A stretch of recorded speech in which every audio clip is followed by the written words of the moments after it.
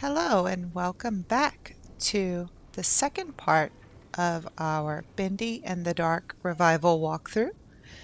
Thank you for joining me again. We're picking up right where we left off from the last video, and we are heading straight over to this door that had the padlock on it, and we're going to break it with our gent pipe to go on to the next area. Oh, of course, I come back to the table. There's always new items on this table. It's like the never-ending gent supply right there. And, oh, I remember there's a gent piece over here. I spotted it in the last video and didn't pick it up, so I just walked back over through that crawl space to grab it. Here in this room, we have to pull the switch in order to open the door that we can crawl through.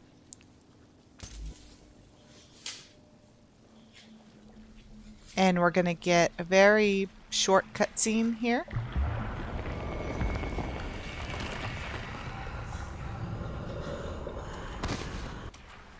The ink is making us feel a little dizzy. Straight ahead on the couch is an Illusion of Living book. Don't forget to pick that up. It's very important. And we'll make our way through picking up items along the way. He is an angry ink man. And as we open this door, we are going to get our first power and a trophy called Banish the Darkness. Here we learn another way to remove enemies, which is by banishing them rather than having to hit them repeatedly with the gent pipe. This does replenish our health. When we banish an enemy, we get replenished health, but we don't get any items. So I guess that leaves you with a choice to make when you encounter an enemy. The choice is completely up to you. Although you do get a trophy for banishing 25 enemies. So do keep that in mind. Although I think you'll naturally get that through the course of your playthrough, because a lot of times you'll start running low on health, and that's a really good way to fill up your health, is banishing. So as we come in this door, we'll break that padlock. We have another cart to move. But first we have to interact with the pit here. That's one leap of faith I definitely won't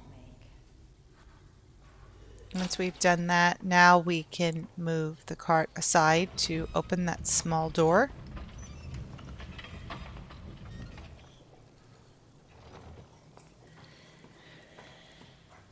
Over here, we can put a battery in here. It actually takes 5 batteries. We only place 1 in it, but it actually takes 5. We're not going to open that hiding spot that we just passed by right next to the gent recharge. Don't open that. There is a fisher hiding in there, and those guys are super annoying. So we're just going to leave him there for now. As we come through the small door, open up that the main door over there. We unlocked it by pulling the switch. We're just gonna wait for them to come by. I fast forwarded it because, again, these ink people take so long to walk. So as they come through that door, I'm just gonna go and hide in this spot, and we'll see the door open when they pass through. Let them walk up, and then you can sneak up behind them and banish them. It's good practice for banishing. There's always quite a few enemies in this area. We aggroed her. I'm not exactly sure how, but we did. That's okay, because she forgets about us as soon as we go into that little crawl space. So we're going to clear out this area, and first we're going to go here through this door. Well, we'll make gent cards first. Gent cards open up gent lockers, and all those items that we've been picking up they allow us to make the gent cards so that we can open the gent lockers. Sometimes there are important items in there, collectible items that you can't find anywhere else. And they always have usually food, slugs, or gent parts. So here, we'll break this vent and crawl through. Break the other vent. Pick up all these items here off of this small ledge. And pick up this memo. And then unlock this security override.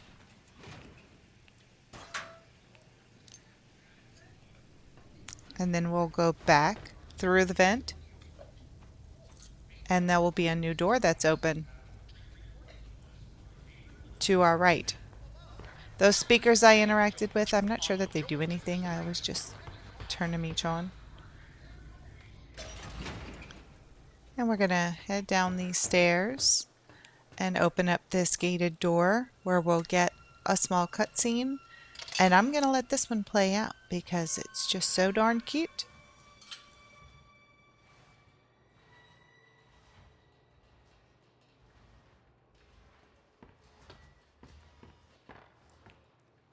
Bendy?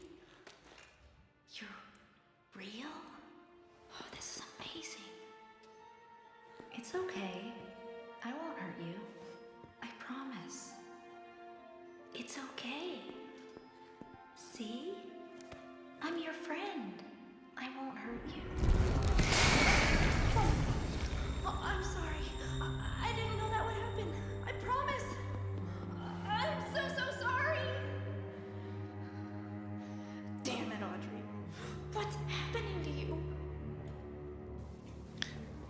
Poor Audrey. She doesn't know how to control her powers yet. She will, though.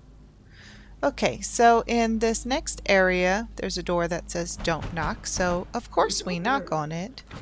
And I skipped the cutscene, but basically the Ink Man wants us to find his pictures. So, again, Audrey's going to use her super strength to open up this steel door. And we're going to go through to the end here of this strange room with the piston machine going. Through the door, there are a few items we can pick up inside of this toolbox. But as you'll see, we can't cross the gap on the other side. We will end up coming back here. I think at the end of the video we end up back here, but for now we can't go that way. So instead we're going to take the vent. Just follow the vent along, and up here on the left you will see a vent cover that's not right. It's kind of broken, and so we break it and grab the memo that's hiding inside. And then we'll continue along through this vent until we find an area where we can exit. In here there are a couple of items inside the crate to the left. You can feel free to grab those. And then we'll go to the right, break the padlock on the door. And of course the lights go out.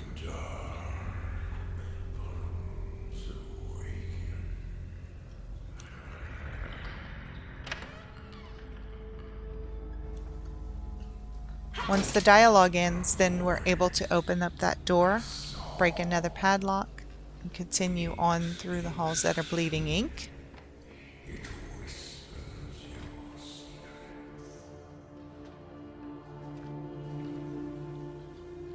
In here we have another vent to follow. Again, this is extremely linear. You really can't get lost.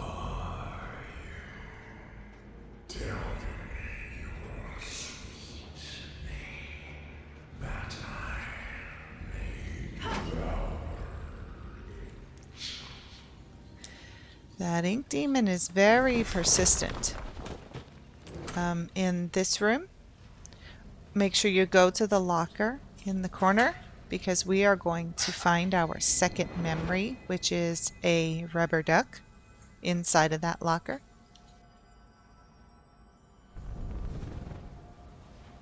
once we've got our memory, we're gonna open up this door and get a cutscene.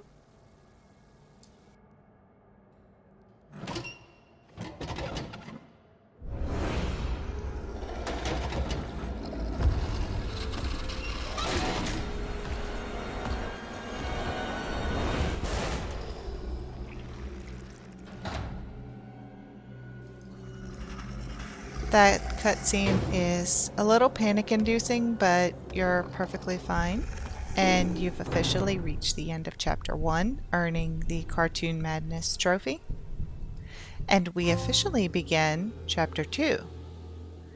And our first order of business is to find those pictures, which once you walk into this room, to the right on the drawing board is the very first picture. We're going to find 5 in total. As we walk through this room, you can break the barrels for hiding spots. The very first hallway that you can turn right down, we want to go there. We're going to make another right and pick up an audio log on this desk. Turn around, come back the way that we came. Ignore that vent for now. We're back in the main hall. I came over here just to grab a couple of items at this desk here, but we can't go any further than that anyway. So we're going to take the hallway that Alice Angel stand-up is at the end of. Here we're going to find our second picture. As soon as you grab it, go hide in that drawing desk. This is scripted, so every time you pick up that picture, Bendy will come. This is kind of like your training for the rest of the game, because Bendy is going to stalk us throughout it. We're going to come back over to where we picked up that picture. Just follow along the desks. See the Boris cutout? There's a vent directly behind him, and we want to take that vent. Follow it along. It goes upward. And as we come to the end of it, there's a crate on the top here. We want to open that up and grab the Illusion of Living book from inside, and then we're going to fall off the edge where we see our third painting. We're going to grab that painting and then immediately hide there in that desk, because the ink demon is going to chase us down.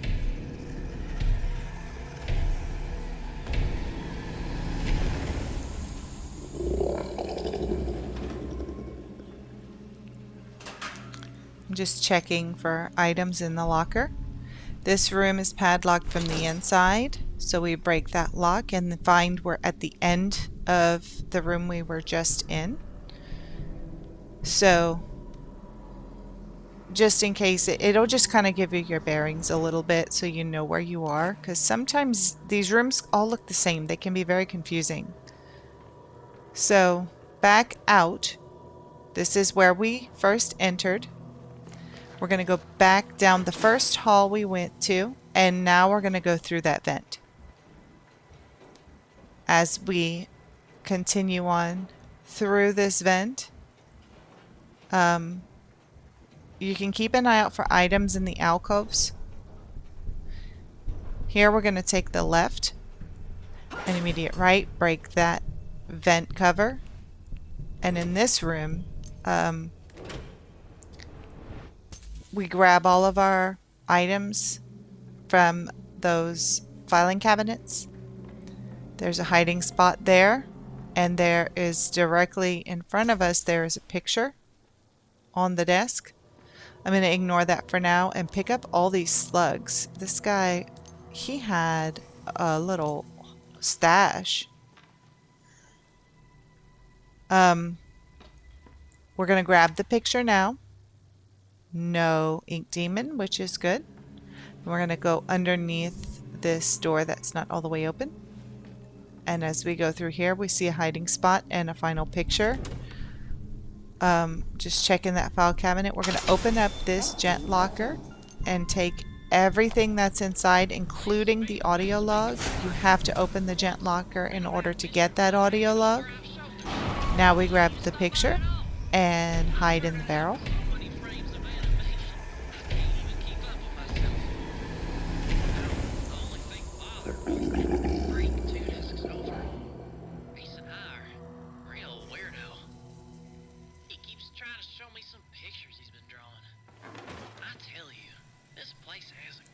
Now we can exit this room the way that we came in.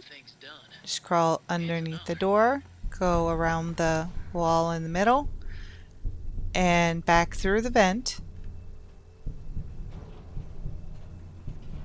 Now we're going to go straight. We came in through the tunnel on the right, but we're going to keep on going straight.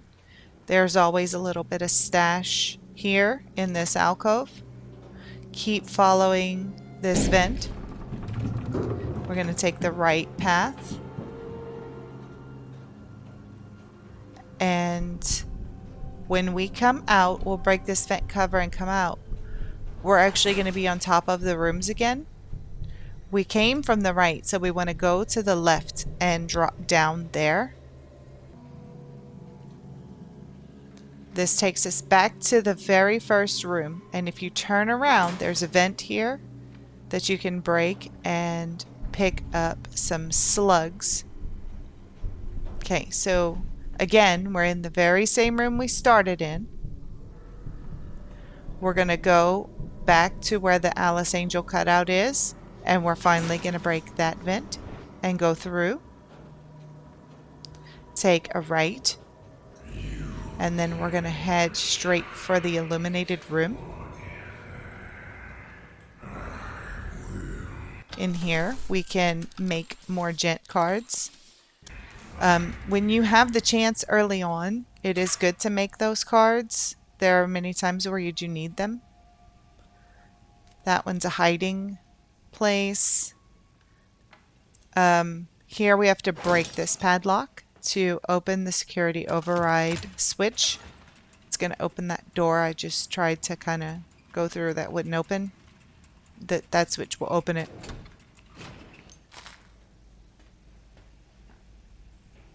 So now we have exited back to the area where the ink man wanted us to get his paintings. So we place them on these canvases, and once we do, he attacks us. All that work we just did for him, and he wants to attack us. It doesn't make any sense. Anyway, we can now go into the room that he came from, so that's nice. Just picking up a few items since he beat me up pretty good, so I knew there was some food back here. Just come and grab that before we continue on to the next area. Here we have a memo inside of the room that the ink man was in. There are some slugs in here, which can be kind of hard to grab. Those barrels are awkward. In this room, it branches to the left and the right. On the right, we have some vending machines, a few items. The vending machines, you can buy food in there using slugs. We're coming in here particularly, though, to turn on this projector so that we can see these three images. We're going to need these three images in the next room. So we're going to just make the corner, come around. On the table right in the middle of the room is an audio log, and then on the bench is a memo. Once we've grabbed those two items, there's a few items that we can pick up here, but we see that there's a security lock. We need a code, which is why we went into that previous room to look at those images. So we're going to crawl through this vent in order to access the room on the right. The vent on the right leads us straight in, and as soon as you walk in, look to the left, open up the filing cabinet for the Illusion of Living book. It's important that we grab that. Here, we're just grabbing a few items, and we're going to change these projectors to match the pictures that we saw in the previous room. There's a number on each picture, so once you have the correct pictures in order, you will have the code. Of course, the ink demon's after us, so we have to find a hiding spot really fast to make sure that he doesn't catch us. And we can exit and collect those items off of the drawing desk.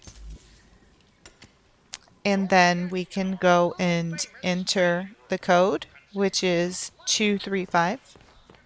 I will say, in my experience, playing both hard and easy modes, the code has always been 235 for me. I don't think that changes. I think it's a static code. So now that this door is open, we're going to go through, and the first room on the right where it says come say hello, we will find an audio log on the desk immediately when we walk in. So this audio log is pretty much telling us about an additional character for the Butcher Gang. One of the artists in the studio wanted to add a character named Carly. You can see her in the cutout there. She wanted to add her to the Butcher Gang to be the fourth member, and apparently it didn't happen. So at this point, you as the player have a choice. If you open up this box right here, it will let out a ghost version of Carly, and she will randomly attack you while you're playing. She doesn't do a whole lot of damage, but she's very annoying. And when you pair that with the annoyance of the ink demon, it can get pretty bad. So it's completely up to you. In my hard playthrough, I chose not to open the crate. In my easy playthrough, which I am playing right alongside this one, I did open the crate. So by the end of this, I will have that trophy. But I'm not going to do that on hard. It's just too much annoyance. Anyway, once you finish in that room, you'll exit, go out to the right and through the doors, and as soon as you walk through the door that leads to this hallway, you will have an audio log sitting on a barrel right in front of you. You really can't miss it. Just continue on normally through this hallway.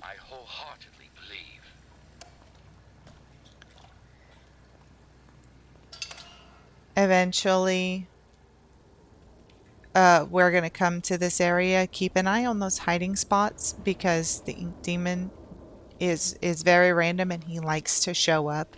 Especially on the hard mode, he likes to show up in an area like this where you're going through a tunnel and you could maybe flow through it faster, but you still have to crawl.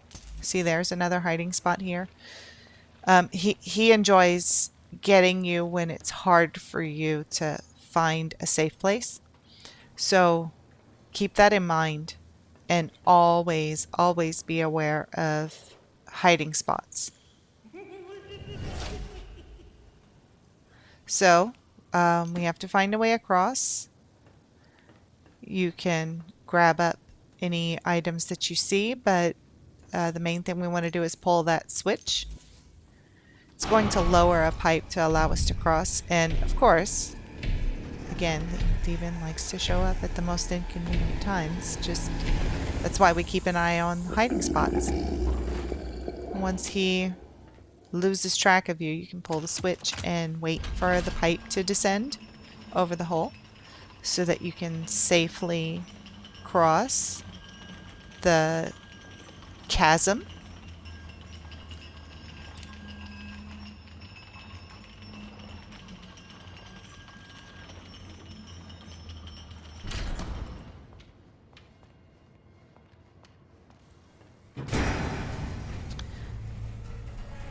And of course, as soon as we cross, the pipe would fall.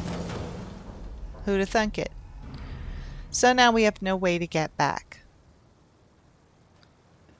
But I'm sure there's a solution coming up.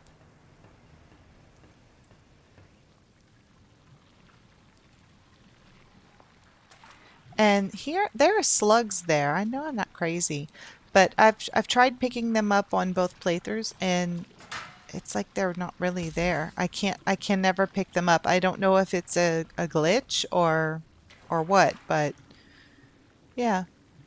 I guess let me know in the comments if you're able to pick them up, because I have never been able to, and this technically is my third playthrough. So as we go, it's very linear. You really can't get lost. Oh, hello there. Are you looking looking for the way out? So this guy, his name is Porter, and he is stuck in a pipe and needs help. So we're gonna, I guess, use our Banish ability to help him get through the pipe. And once he goes down, we are stuck following him because there's no other way for us to exit this area.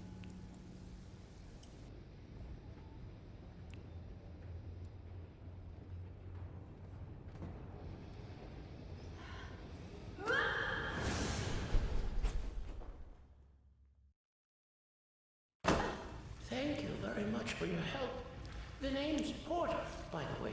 And So just a quick recap while he's talking. If you've been following along this whole time, you should have 12 audio logs. You should have 5 Illusion of Living books, 16 memos, and 2 memories.